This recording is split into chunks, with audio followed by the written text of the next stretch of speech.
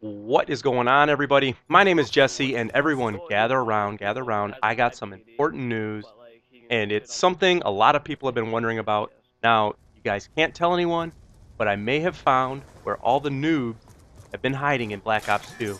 And I'm about to tell you guys where to look. But first, before I get into that, this is my first time on ThunderStruckGaming, and I would personally like to thank Thunder for the privilege of being on his channel and showcasing my video to his subscribers.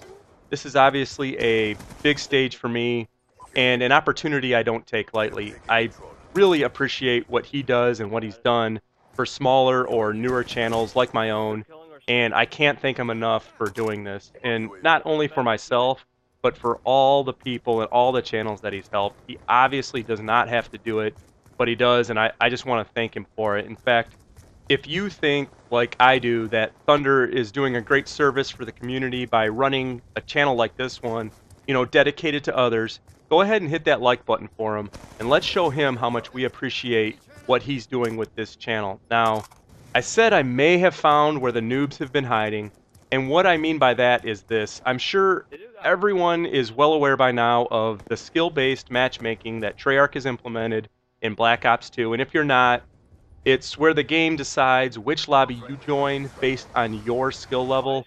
Now, how they decide your skill level, whether it's score per minute or kill-death ratio or some combination or formula derived from a bunch of different stats, I'm not exactly sure, but that's basically what it is. So, in theory, you would be matched up and playing against other players right around your basic skill level in every lobby.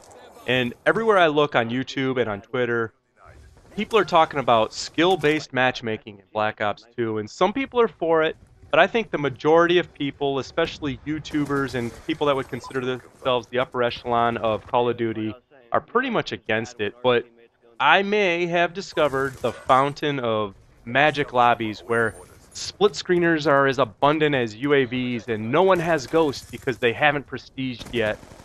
Now, don't get me wrong, this has not been a very scientific experiment, but I can say that from my own personal experience, the multi-team game type is full of noobs. I repeat, the multi-team game type is full of noobs.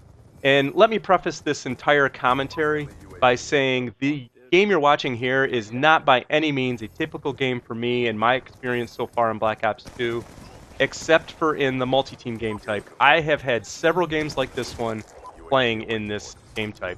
And if you were to look up my stats on Elite, you would see that I should not be getting these types of games very often, especially with the skill-based matchmaking that I mentioned before.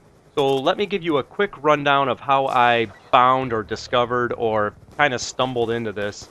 A group of us were playing in a full party and a few people had to leave, so that left me and one other guy still willing to play some more, still wanting to play some more. So we thought, why not play some multi-team? Worst case scenario, we get stuck with some greenie that, couldn't hit water if you fell out of a boat. But what we found was that almost everyone playing was like that greenie we were worried about that was going to be on our team.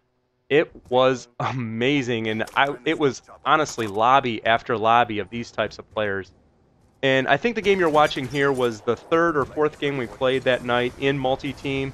And I will say that that night was by far the most fun I've had in Black Ops 2, just for the simple fact that I haven't had these types of games consistently in any other mode.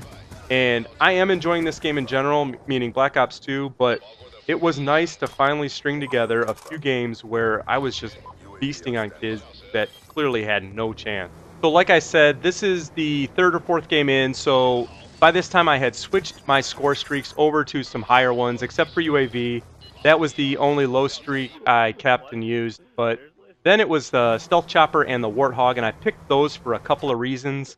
One, this map carrier is so wide open, any air support should be pretty good unless they start shooting it down. And two, I picked air support streaks that I didn't have to control, so I could be running around, grabbing tags, and still killing people on the ground to build up to my next streak again, while my streaks were up in the air doing work from above. And on a quick side note, I think the Warthog might be my favorite streak in the game. That thing just sounds scary buzzing overhead, and it seems to get me quite a few kills too, especially in this game. But man, that thing sounds fierce flying around. It's like a swarm of hornets looking to shit on kids. But I digress. And the one problem that we did run into this game as a team, me and my buddy, is that we were fighting over who was going to call in the next stealth chopper. He was running stealth chopper 2, so we were taking turns, calling in our streaks. But, in my opinion, that's one of those good problems to have, using air quotes there, to worry about who's going to be calling in their next kill streak.